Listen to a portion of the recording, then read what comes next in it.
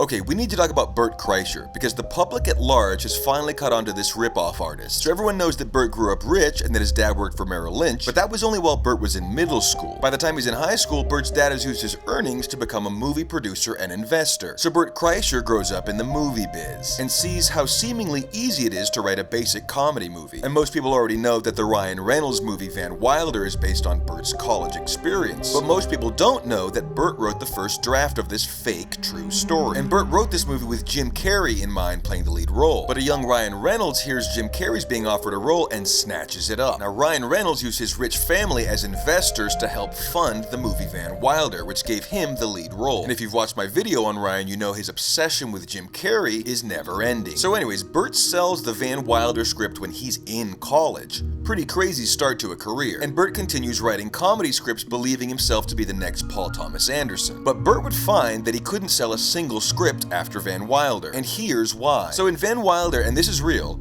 in this movie, there's a scene where the jock bad guy is tricked into eating donuts filled with dog semen. And no, I'm not joking, this is a full scene in the movie that is meant to be funny. And while that lowbrow joke might have passed in this disgusting teen comedy, Bert would include a similar bit in literally every single script he wrote. And you can look this up if you want to read through a whole Bert Kreischer script. You'll always find a scene where someone is duped into ingesting animal semen. And I don't know about you guys, but I think that anyone who writes a joke about ingesting a bodily waste product is a moron. So Bert quits writing these disgusting scripts, and then he gets a completely random gig hosting a Travel Channel show. And while he had a good time doing this, it didn't last very long because Bert's childish sense of humor was so off-putting to the crew. So Bert can't sell any more of his gross sperm comedy scripts. He loses his travel show for the same reason. You'd think he'd finally accept that this angle just isn't funny, but instead he completely altered his entire life to be able to not let go of his grotesque jokes. If Hollywood didn't want to hear about people eating jizz-filled donuts, there was one place that did: the Comedy Store. So Bert Kreischer becomes a stand-up comedian, but he was more than competitive about it. See, people at the time would comment, "It's not fun to be here when Bert's here. There's just so much tension." You see, Bert was aware that compared to the other comedians, he simply wasn't funny. But instead of trying to become funny, Bert found ways to take down the competition. Now, you've probably noticed that in the Rogan sphere, there's a lot of these big comedians that have been canceled for devious acts. But what if I told you that almost every one of those stories was planted by Bert Kreischer? Here's an example. Chris D'Elia got canceled for cheating on his wife and talking to underage girls in what many have called an attempt at grooming, at least according to the headlines. In reality, Bert Kreischer had found a young comedian, Dante Gonzalez Abraju, who looked very similar to Chris D'Elia, and actually paid Dante to pretend to be D'Elia and create this controversy. Now, of course, no one is going to believe that a Chris D'Elia lookalike set him up, so Bert knew he was in the clear. And from the Brendan Shaw, Bobby Lee fight to the Brian Callen cancellation and Tom Segura backlash, this has all come from the mastermind Bert Kreischer. And once Bert was on top,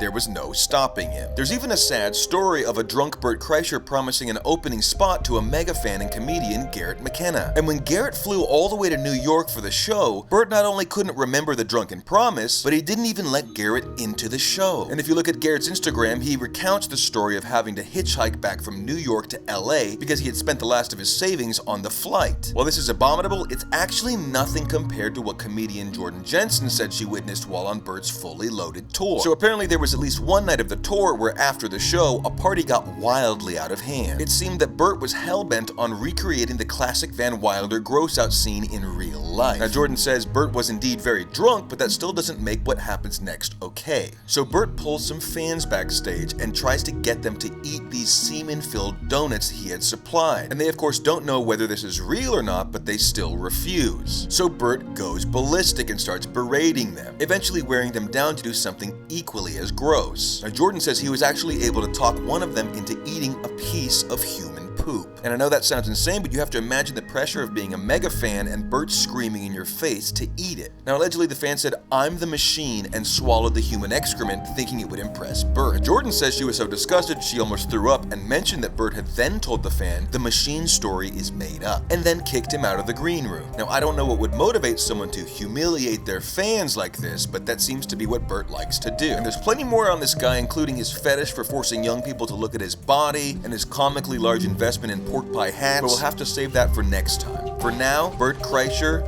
you're a total bitch.